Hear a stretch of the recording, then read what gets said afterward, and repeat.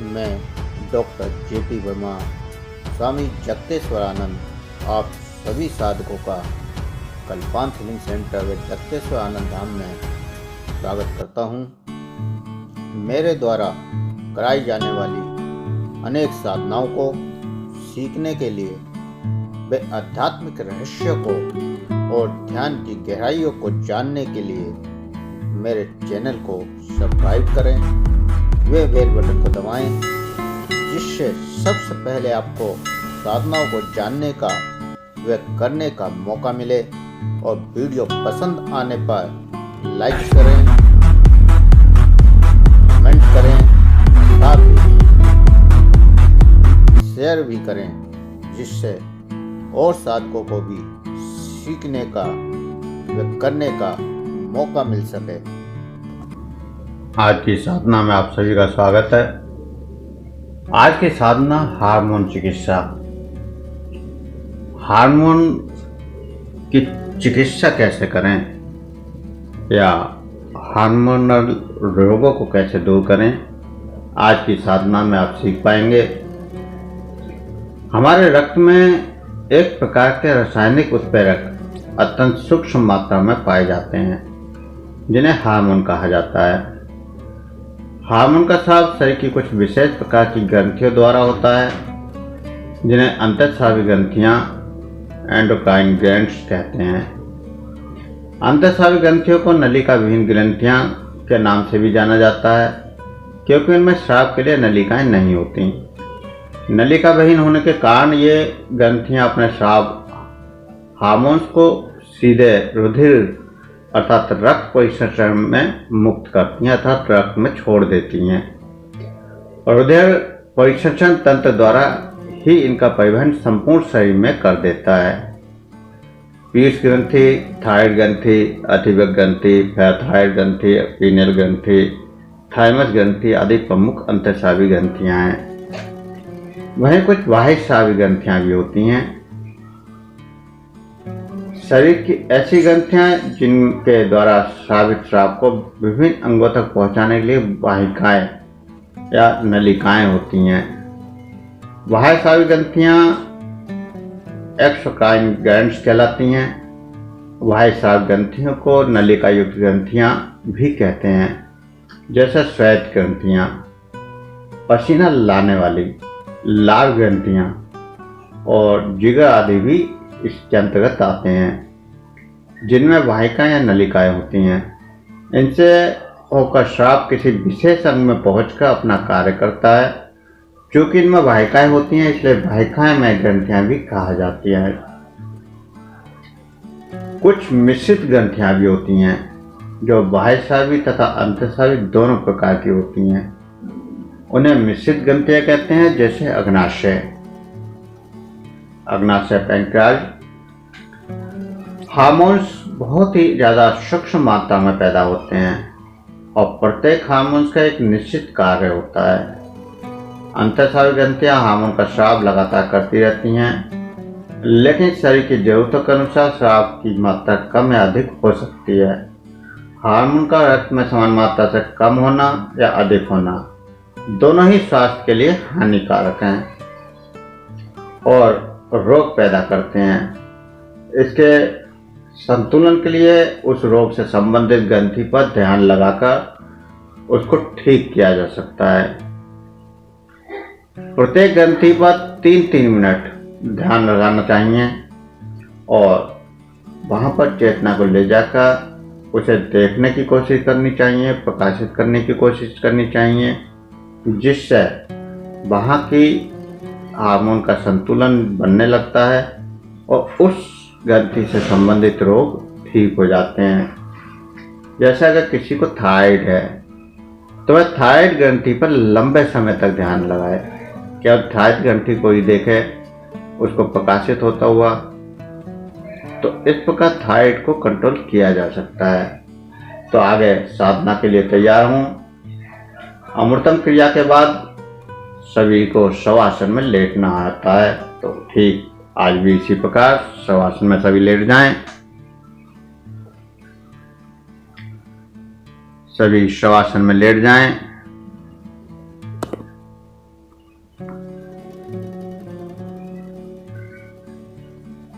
सभी को शवासन में लेटना है। पीठ के बल, दोनों हाथों को शरीर के बगल में रखें। हथेलियां आधी खुली आधी बंद, पैरों में थोड़ा फासला, आंखों को बंद कर लीजिए।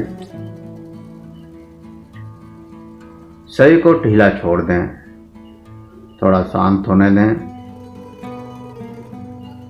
जो श्वास सामान्य चल रहा है उस श्वास का एहसास करें।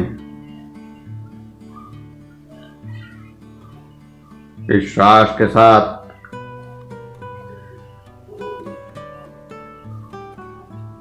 अनंत ऊर्जा शरीर में प्रवेश कर रही है, उस ऊर्जा का एहसास करें। साथ ही शरीर में जो बदलाव आ रहे हैं उन बदलावों को भी देखने की कोशिश करनी है। जैसे शरीर का शांत होना, मन का शांत होना, सांसों की गति का शांत होना, और भी ऐसे बहुत सारे परिवर्तन प्रत्येक सांस के साथ पैदा हो रहे हैं। उन परिवर्तनों को देखते रहना है, साक्षी भाव से, दृष्टा भाव से। शरीर के अंदर प्रकट होने वाली प्रत्येक संवेदना का एहसास आपको करना है।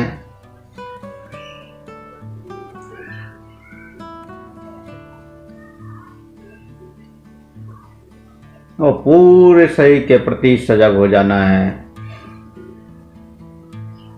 पूरे शरीर का अनुभव करें, दृष्टा की तरह साक्षी बनकर देखें और देखने के प्रति सजग रहें। शरीर के प्रत्येक अंग के प्रति सजग होना है, उस अंग को देखने की कोशिश करनी है और वहां की संवेदनाओं का भी एहसास करना है।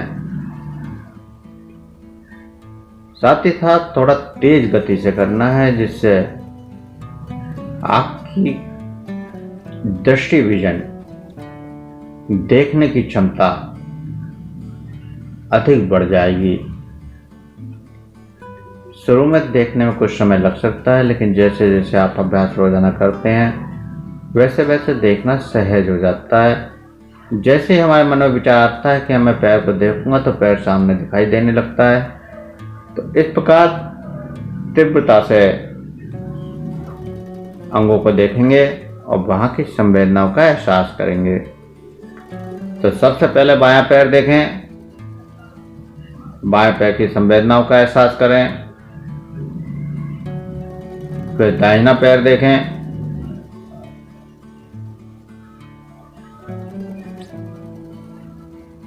दाहिने पैर की संवेदना का एहसास करें। फिर दोनों पैर एक साथ देखें और वहां की संवेदनाओं का एहसास करें। फिर बाएं हाथ देखें, बाएं हाथ की संवेदनाओं का एहसास करें।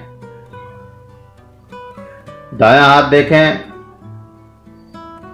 दाएं हाथ की संवेदना का एहसास करें। दोनों हाथ एक साथ देखें और दोनों हाथों की संवेदनाओं का एहसास करें। अब पूरी पीठ को देखें, पूरी back, lower back, middle back, upper back, और वहां की संवेदनाओं को महसूस करें। तो आगे की ओर स्टमक को देखें, वहां की संवेदनाओं का एहसास करें। फिर लंग्स को देखें, वहां की संवेदनाओं का एहसास करें। और आप अपनी चेतना शक्ति को सहजता चक्र पर ले जाएं और देखें वहां से एक प्रकाश रूपी टॉर्च अंदर प्रवेश कर रही है।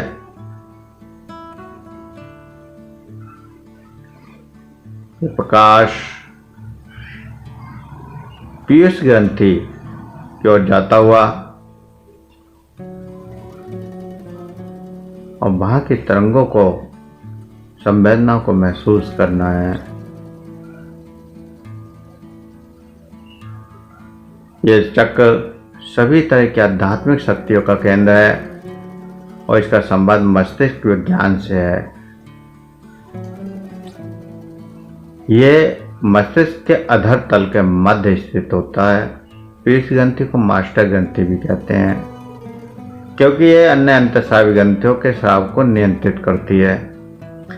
साथ ही साथ ये व्यक्ति के स्वभाव, स्वास्थ्य वृद्धि और लैंगिक विकास को भी प्रेरित करती है।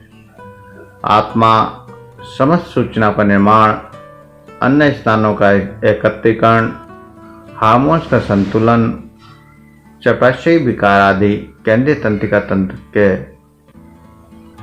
रोग इससे ठीक हो जाते हैं।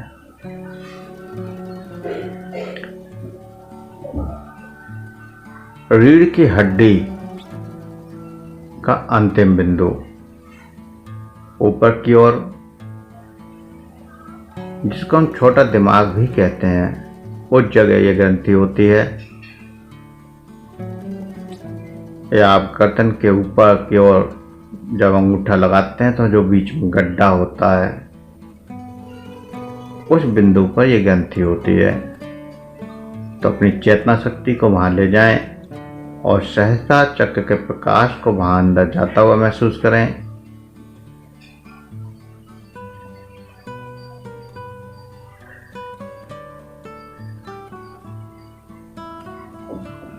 और वहां से फिर अपनी चेतना शक्ति को आज्ञा चक्र पर ले आएं।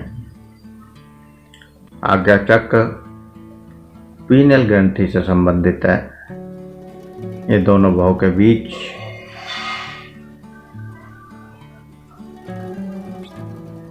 ठीक पीछे आज्ञा चक्र पर जहां दोनों भवें मिलती हैं, लगभग उसके ठीक पीछे स्पाइन के पास, स्पाइन की हड्डी में कह सकते हैं, या सर्वाइकल रीजन के दूसरे, तीसरे, चौथे हड्डी के बीच में इस ग्रंथि की स्थिति मानी गई है। यह चक्र हमारी इच्छा शक्ति व प्रवृत्ति को नियंत्रित करता है। यहाँ पर प्रकाश को जाता हुआ महसूस करें। हम जो कुछ भी जानते हैं, सीखते हैं, उस संपूर्ण ज्ञान का केंद्र यही आज्ञा चक्र ही है। यहाँ ध्यान करने से मस्तिष्क तथा समस्त शरीर के रोग, मन के रोग, कार्य, एकाग्रता, इच्छा शक्ति, पक्षाघात, अवसाद, तंत्रिका रोग ठीक हो जाते हैं। तो लगातार यहाँ प्रकाश को महसूस करें और फिर आगे बढ़ें। विशुद्धि चक्र को देखें। गले के गड्ढे के ठीक पीछे थायराइड व पैराथायराइड ग्रंथियों को महसूस करें।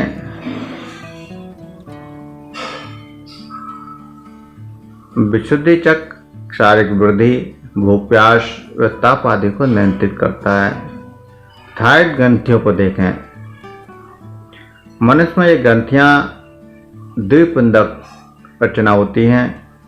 ये ग्रंथि श्वास नली के दोनों तरफ लैरिंक्स के नीचे स्थित रहती हैं और प्रकाश पीनेल ग्रंथि से थायराइड पर आता हुआ महसूस करें। वहां की तरंगों की संवेदनाओं को महसूस करें। ग्रीवा, कंठ, स्वरज्जु, स्वरतंत्र, श्वास, फेफड़ों से जुड़े रोग, अपटू ग्रंथि, घेगा, चयापचय, ताप नियंत्रण, श्वसन तंत्र आदि के रोग यहाँ पर ठीक हो सकते हैं। जिन व्यक्ति को थायराइड और पैराथायराइड की कोई समस्या है या जो लोग थायराइड की गोली खाते हैं, उन व्यक्तियों को यहाँ पर आधा घंटे तक इस प्रकाश को रोक कर रखना है और यहाँ संवेदनाओं को बढ़ाने की कोशिश करनी है। इससे आप देखेंगे कि कुछ दिन में थायराइड भी नॉर्मल हो जाता है। उसके बाद पैराथायराइड ग्रंथियों को देखें। यह मटर की आकृति की पाली युक्त ग्रंथियां हैं जो थायराइड ग्रंथि के पीछे स्थित होती हैं। प्रकाश थायराइड ग्रंथि से पैराथायराइड ग्रंथि पर जाता हुआ देखें और वहां की तरंगों को, संवेदनाओं को महसूस करें। यहाँ भी थायराइड वाले सभी रोग, ग्रीवा, कंठ, सरजू, सांस, फेफड़ों से जुड़े रोग, अपटोग्रंथि, घेरा, ताप नियंत्रण आदि ठीक होते हैं।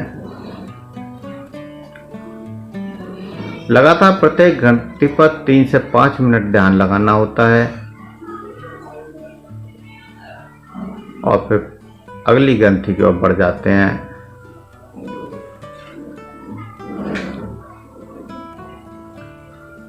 थाइमस ग्रंथि, ये ग्रंथि वृक्ष में हृदय से आगे स्थित होती है। यह ग्रंथि वृद्धावस्था में लुप्त हो जाती है। ये गुलाबी चपटी ग्रंथि है। हृदय चक्र पर ध्यान लगाएं और प्रकाश पैराथायराइड ग्रंथि से थाइमस ग्रंथि पर आता हुआ देखें। बाहर की तरंगों को महसूस करें, संवेदनाओं का एहसास करें। हृदय, फेफड़े, मध्यस्थनिका, प्रतिरक्षण तंत्र, नाड़ी तंत्र, हृदय रोग, रक्तचाप संबंधी रोग, रक्त परिसंचरण तंत्र के रोग, श्वसन तंत्र के रोग आदि यहाँ पर ठीक होते हैं। लगातार प्रकाश को देखते रहें और जो भी तरंगें वहां महसूस हों उनका भी एहसास करते रहें। अब अपनी चेतना शक्ति मूलाधार व स्वादिष्टान चक्र पर ले जाएं। मूलाधार चक्र मलद्वार और जनेंद्रियों के बीच रीढ़ की हड्डी के मूल में सबसे निचले हिस्से में स्थिर होता है। यह मनुष्य के विचारों से संबंधित है। नकारात्मक विचारों से ध्यान हटाकर सकारात्मक विचारों को लाने का काम यहीं से शुरू होता है। और स्वादिष्टान चक्र जनेंद्रियों के ठीक पीछे रीढ़ में स्थित होता है।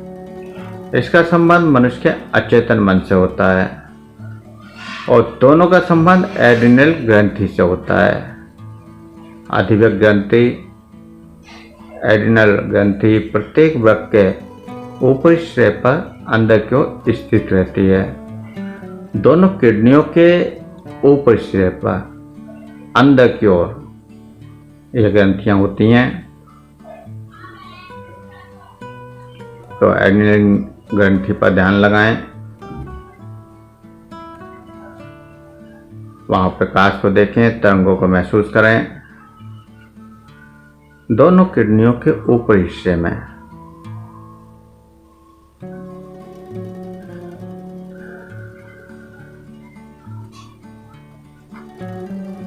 यहां ध्यान लगाने से, प्रकाशित करने से उत्सर्जन तंत्र के रोग, प्रजनन तंत्र के रोग, गुर्दे, मूत्राशय, मूत्र विकार, वृक्क रोग, पथरी या अर्ध रोग, उत्सर्जन तंत्र, मूत्र व प्रजनन तंत्र, बंधिरता, ऊतक विकार, जननांग आदि के रोग ठीक होते हैं।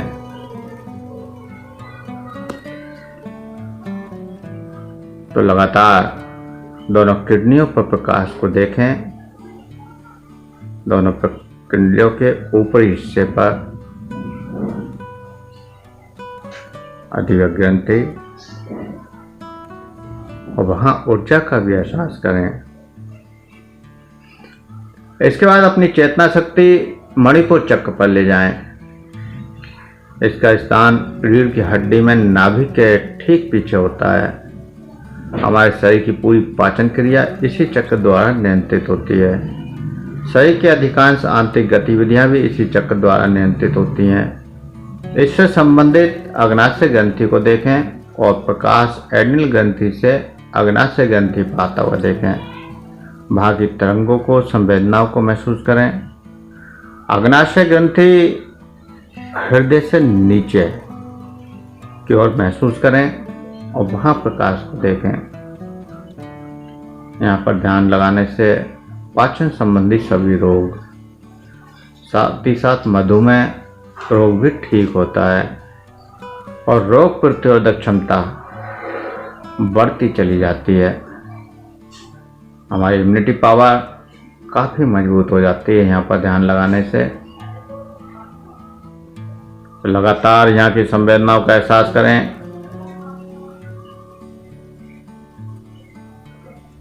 और फिर जननांग ग्रंथियों को देखें, पुरुष वृषण ग्रंथियों को देखें और महिलाएं वृषण ग्रंथियों की जगह डिंब ग्रंथियों को देखें और वहां पर प्रकाश को आता हुआ महसूस करें। वहां की तरंगों को, संवेदनाओं को महसूस करें। 3 से 5 मिनट तक इन ग्रंथियों को देखना है। यहाँ पर ध्यान लगाने से प्रजनन संबंधी सभी समस्याएं ठीक की जा सकती हैं।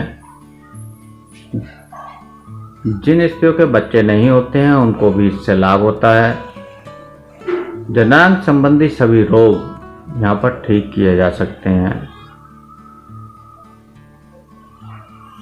और फिर अंत में पीयूष ग्रंथि सहस्त्रार चक्र को देखें, जहाँ प्रकाश ब्रह्मांड से आ रहा है और वहां की तरंगों को महसूस करें। लगातार प्रकाश अंदर आता हुआ सहस्त्रार चक्र से प्रकाश अंदर आता हुआ और पूरे शरीर को प्रकाशित करता हुआ, पूरे शरीर में प्रकाश फैलता हुआ महसूस करना है। और इस प्रकाश का एहसास करते हुए धीरे धीरे चेतना में वापस आने के लिए तैयार हों। 2 गहरे लंबे श्वास भरें। हाथों की उंगलियों में हलचल करें, पैरों की उंगलियों में हलचल करें। बाहर के वातावरण के प्रति सजग हों, श्वासों के प्रति सजग हों।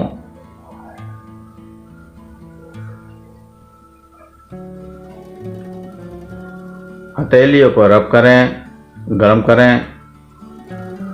आंखों पर लगाएं, चेहरे पर लगाएं और धीरे धीरे आंखों को खोलते हुए चेतना में वापस आ जाएं।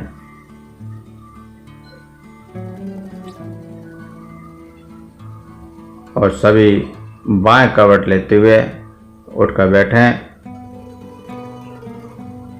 ओम।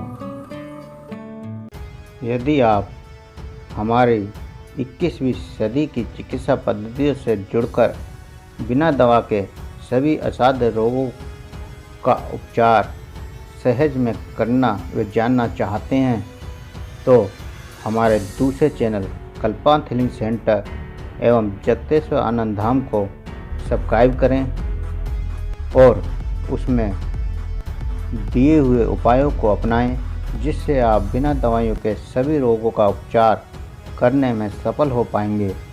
चैनल का लिंक नीचे डिस्क्रिप्शन में दिया गया है।